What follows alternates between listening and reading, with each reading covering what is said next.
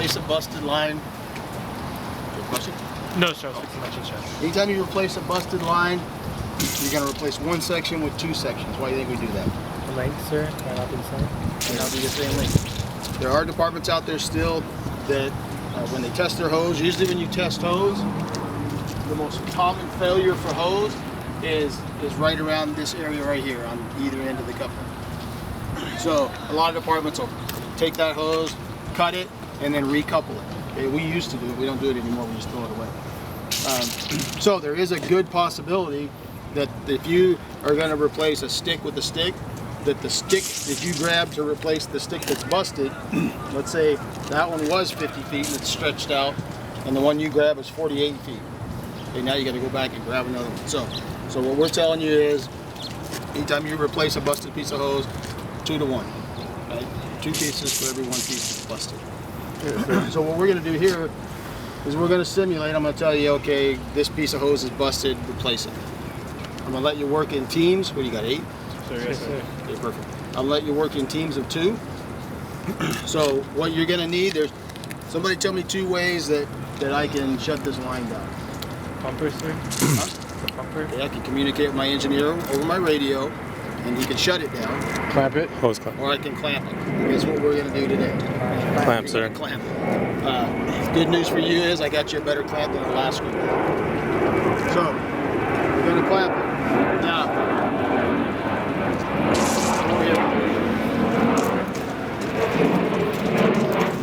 okay. This thing is what type of a load? How was this loaded? Reverse, sir. Huh? Reconnect, sir. Reverse load, It's a sir. reverse load. Reverse load wheels out, right? Wheels first out. Okay, so it's a reverse load. Now, if I say, we're gonna say that middle stick of hose is busted. Okay, that's the one we want to replace. So we need how many feet of hose? 100. We need 100 feet of hose.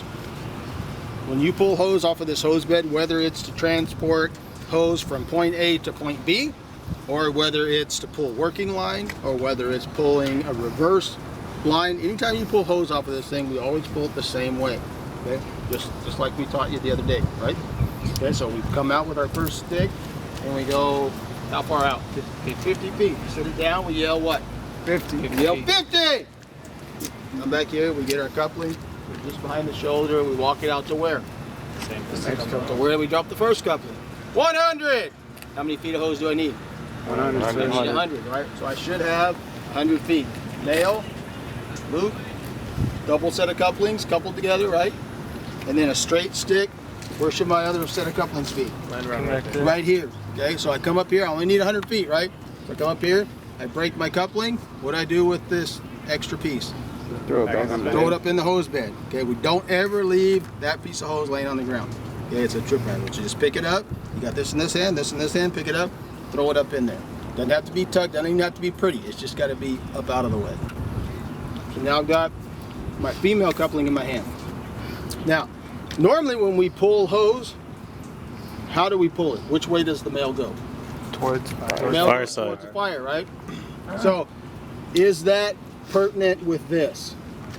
Does that pertain to pulling a stick of hose? Sir, no, sir. No. What's more important? Being straight. Okay, you need to think. That's more important. So I'm thinking now, if this thing's right dead square in the middle of the road, I can work off of either side of this mess, right? But let's say, what if my mess was closer to the curb and there wasn't really a whole lot of room to work over here? Okay, I'd pull it on this side. That makes sense? Yes, sir. So, if this thing is pulled straight out, right, it's like it should be, heading that way. So this thing's pulled straight out. The female coupling, right? Which end am I going to connect to? Right here. Connect to a female, sir. Connect to male, sir. I'm going to connect to the male, right? So which end is going to drop down first? Female. The female, right? So I need to drop a female here, and I'm going to carry the male on to the other end, right? That makes sense? Yes, sir. Okay, if this mess is pushed over this way, now which side's the female on? It's in my right hand, right? So if this thing is straight like it should be, the female coupling should always end up in your right, or the hand next to the hose. Okay, I'm on this side left hand, I'm on this side right hand. Does that make sense? Yes, sir. Sir. Okay, because think of how your hose is laid out. If I've got the female in my hand right here, and a set of couplings, a loop, and a male, right, as it straightens out, I want this one to drop first. I wouldn't want to drop my outside one first, because then it's going to end up tangled up. That makes sense to everybody? Sir, yes, sir. Okay. So if I'm working on this side, I'm going to pull my male. Is it going to be on the far side? No, it's going to be on this side, right? Right? Sure, yes, sir. So I want my female to end up in my right hand. Does that make sense to everybody how that works? All right. So I've got my hose laid out. I'm working in pairs. How long should it take one guy to pull 100 feet of hose? Flake it out, get it ready to go. 7 seconds. 20 seconds, maybe 30 seconds. I mean, I'll even give you a minute since you just start. Certainly no longer than that. So one guy should be able to pull 100 feet. Now, if I said 800 feet, yeah, then you might want to alternate pulling, right? But if it's just 100 feet, one guy pulls that. Work as a team. What am I going to need? I need a clamp. Spanner wrench. I don't need a spanner wrench. I shouldn't, right? That stuff should be hand tight, correct? Sir. Okay, so I shouldn't need a spanner wrench, but it's a good idea. Throw some in your pocket. I'd rather have them and not need them than not need them, you know, or not have them and need them.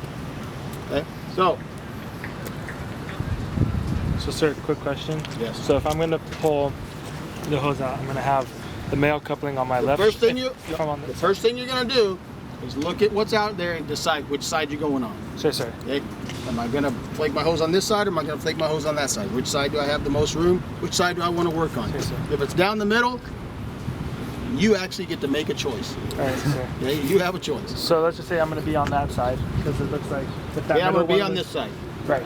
So you're going to grab the male and you're going to put it on your outside shoulder, sir? Yes, because I want the female on my inside. On your inside. Okay, that was my only question. Okay, and if I'm doing it over here, It's going to be on that it's side. still gonna be on my outside. And then we're going to set it up further away from the hose and we're going to flank inwards Flake towards outside. flake, sorry, inwards towards the hose. Yes, exactly.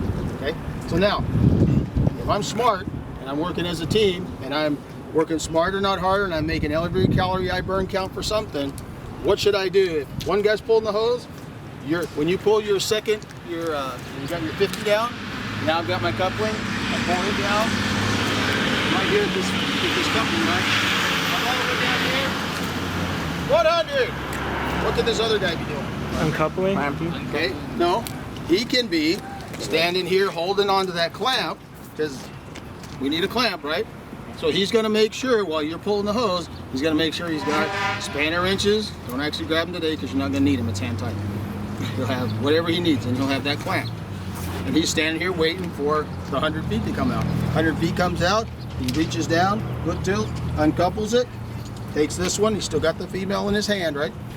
Uncouples it, takes the male, throws it up in the bed, switches hands, got the female in his left hand now, got his clamp in his right hand, off we go. Make sense? Sir, sir. So we're gonna walk down here.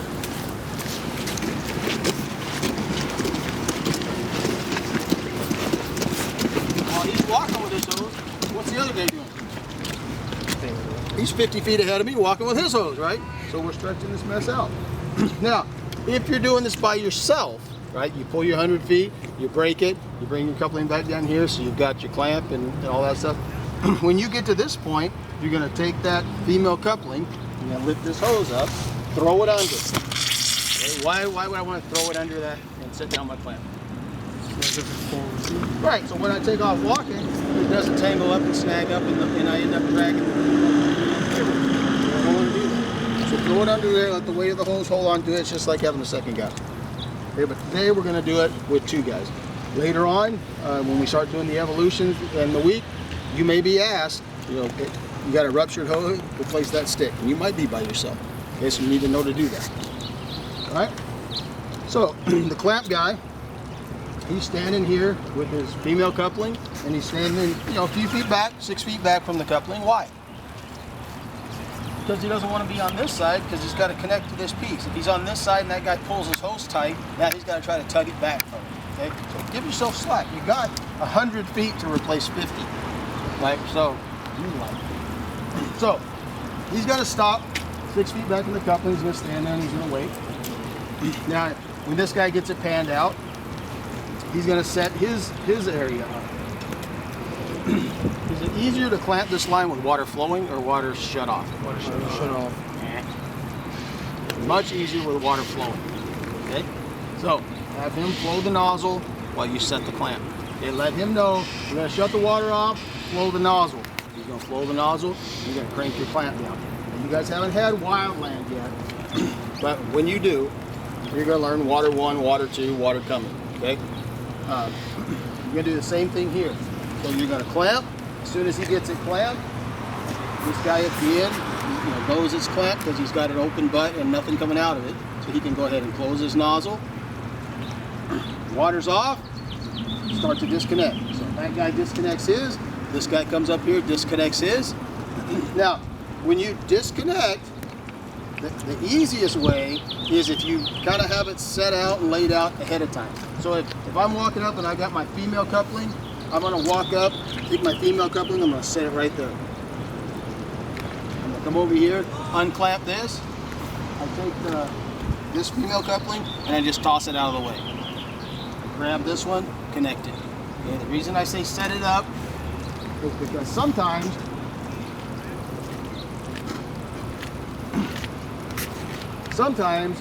you might end up replacing a piece that's looped or something like that. It won't always be perfectly straight out like this.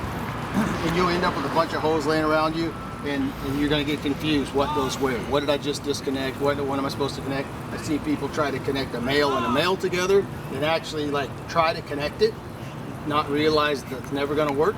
I've seen guys go grab fittings to make that mess work and not realize that they're connecting the wrong two pieces together. I've seen guys connect a piece of hose to itself before. So take the few seconds, set it out, lay it out nice and neat so that you understand what's going where. Okay? Now, pick it up, couple it together. Whoever's done first. If you're done and you haven't heard somebody say water 1, then you're water 1. Okay? If he beats you and he says water 1 and now you're done, you're water 2. Okay? It's water 1, water 2, water coming. Okay, so as soon as you hear water 2, whoever's a clamp guy, start opening that clamp. Okay, these screw clamps like this on a charge line, open it. You don't have to sit there and crack it and let it bleed by. Because what that's going to do is going to create more friction on that rubber lining, and you're going to end up burning holes in the rubber lining. Open it as fast as you can open it. You won't be able to open it too fast, trust me. Okay, so just water coming, open that thing up. Water coming, you let that guy know, water coming! Okay, so he knows, hold my nozzle, water's coming, that valve should be shut. All right? Yes, sir. There's Bud? Yes, sir. All right, let's try one.